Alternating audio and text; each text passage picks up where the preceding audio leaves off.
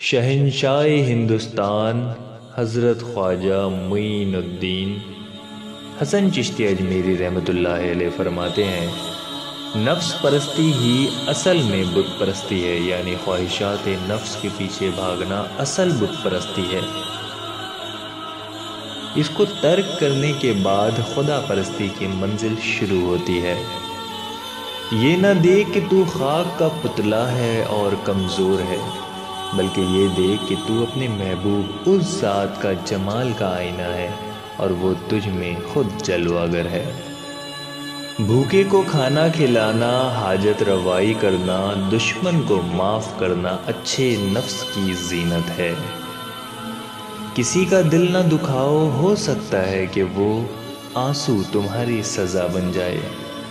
دکھیوں کی مدد کرنا اور ان کے فریاد سننا افضل عبادت ہے۔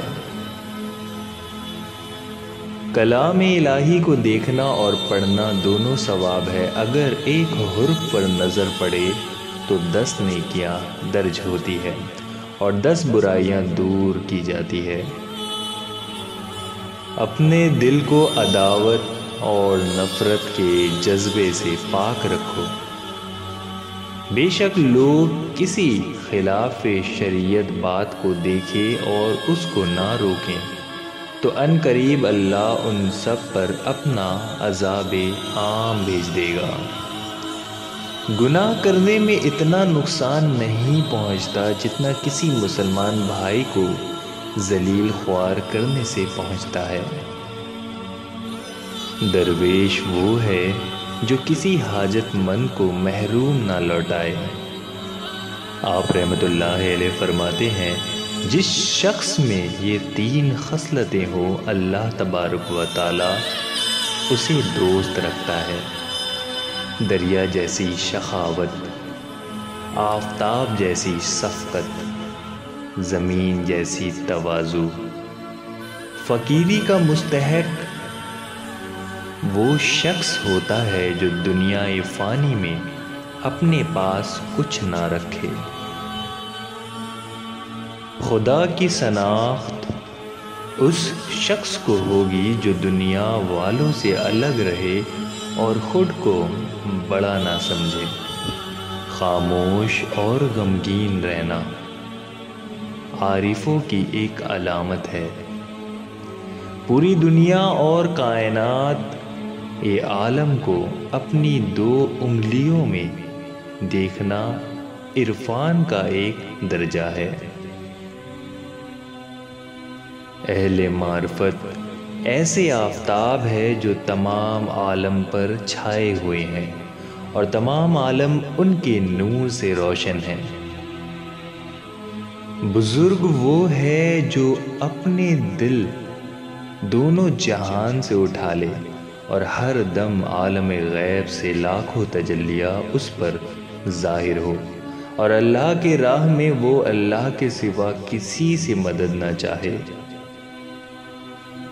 نماز مومن کو اللہ تعالیٰ سے ملائے گی، اس کی حفاظت پوری طرح کرنی چاہیے۔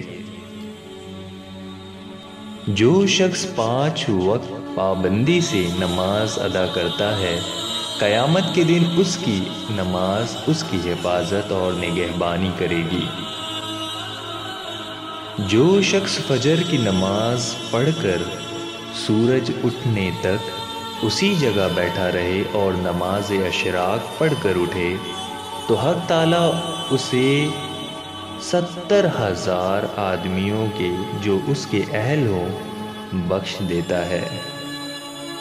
5 چیزوں کو دیکھنا عبادت ہے، چاہے وہ چیز الگ الگ کیوں نہ ہو۔ ایک ماں باپ کو دیکھنا، دوسرا قرآن مجید کو دیکھنا، تیسرا اللہ والوں کو دیکھنا،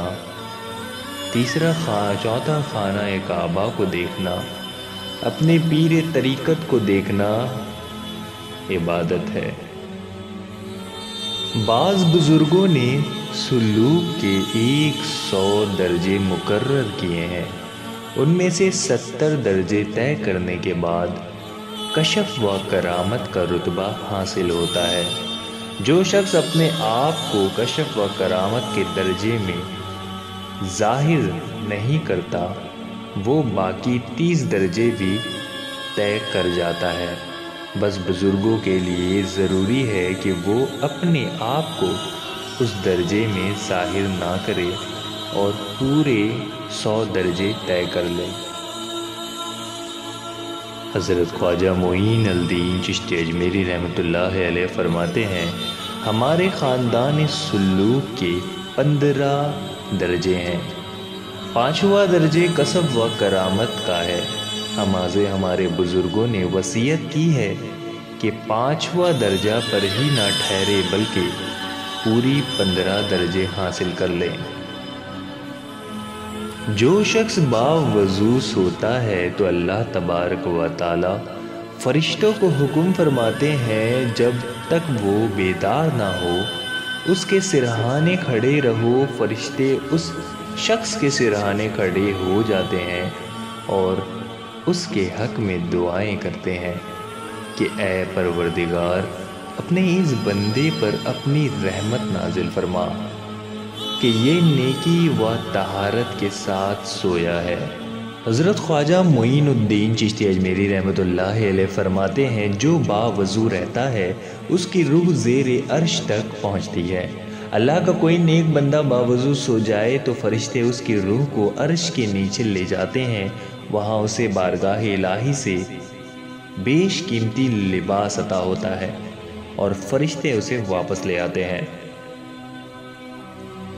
حضرت خواجہ فاقہ ابو لیث سمرقند رحمۃ اللہ علیہ فرماتے ہیں کہ ہر روز آسمان سے 2 فرشتے زمین پر آتے ہیں۔ ایک کعبے کی چھت پر کھڑا ہو کر پکارتا ہے، اے جنوں اور انسانوں سن لو کہ جو شخص اللہ تبارک و تعالیٰ کی طرف سے عائد کردہ فرائض سے غفلت کرتا ہے وہ اللہ تبارک و تعالیٰ کی حمایت اور پناہ سے محروم ہو جاتا ہے۔ دوسرا فرشتہ رسول اکرم صلی اللہ علیہ وآلہ وسلم کے روضہ اطہار پر نازل ہوتا ہے اور پکارتا ہے، اے لوگو سن لو جو شخص رسول خدا صلی اللہ علیہ وآلہ وسلم کی سنت سے روگردانی کرے وہ کل بروز قیامت آپ کی شفاعت سے محروم ہوگا۔ حضرت شیخ خواجہ عثمان ہارونی رحمۃ اللہ علیہ فرماتے ہیں، جو شخص اپنے پیر کی خدمت دل و جان سے کرتا ہے اللہ تعالیٰ اسے بغیر حساب کے جنت میں داخل کرے گا اور اس کو موتیوں کے 1000 محل عطا کرے گا۔ 1000 سال کی عبادت اور 1000 سال کی ثواب عطا کرے گا۔ 1000 حور اس کی خدمت پر مامور کی جائیں گے۔ اتنا بیان کر کے سرکار خواجہ خواجگان غریب نواز رحمۃ اللہ علیہ کی آنکھوں سے اشک بہنے لگے اور آپ نے فرمایا کہ قیامت کے دن اولیاء، صدیقین اور مشائخ کی طریقت کو قبر سے اٹھایا جائے گا تو ان کے کندھوں پر کملیاں پڑی ہوں گی، ہر کملی کے ساتھ ہزاروں ریشے لٹکتے ہوئے نظر آئیں گے۔ ان بزرگوں کے مرید اور عقیدت مند ان ریشوں کو پکڑ کر لٹک جائیں گے اور ان کے ساتھ پل صراط عبور کر کے بہشت میں داخل ہو جائیں گے۔ جو شخص جھوٹی قسم کھاتا ہے وہ اپنے گھر کو ویران کرتا ہے اور اس کے گھر سے خیر و برکت اٹھا لی جاتی ہے۔ بدبختی کی علامت یہ ہے کہ انسان گناہ کرنے کے باوجود بھی اللہ کی بارگاہ میں خود کو مقبول سمجھے۔ نیک لوگوں کی صحبت نیک کام کرنے سے بہتر ہے اور برے لوگوں کی صحبت برے کام کرنے سے بدتر ہے۔ مصیبت زدہ لوگوں کی فریاد سننا اور ان کا ساتھ دینا، حاجت مندوں کی حاجت روائی کرنا، بھوکوں کو کھانا کھلانا، اسیروں کو قید سے چھڑانا، یہ بات اللہ کے نزدیک بڑا مرتبہ رکھتی ہے۔ کوئی گناہ اتنا نقصان نہیں پہنچائے گا جتنا نقصان تمہیں مسلمان کی بے عزتی کرنے سے پہنچے گا۔ منزل حق کے حصول کے لیے نماز نہایت ضروری ہے، کیونکہ مومن کی معراج ہی نماز ہے۔ بارگاہ خداوندی میں نماز سے قرب حاصل ہوتا ہے۔ نماز عبد و معبود کے درمیان راز ہے اور معراج المومنین ہے۔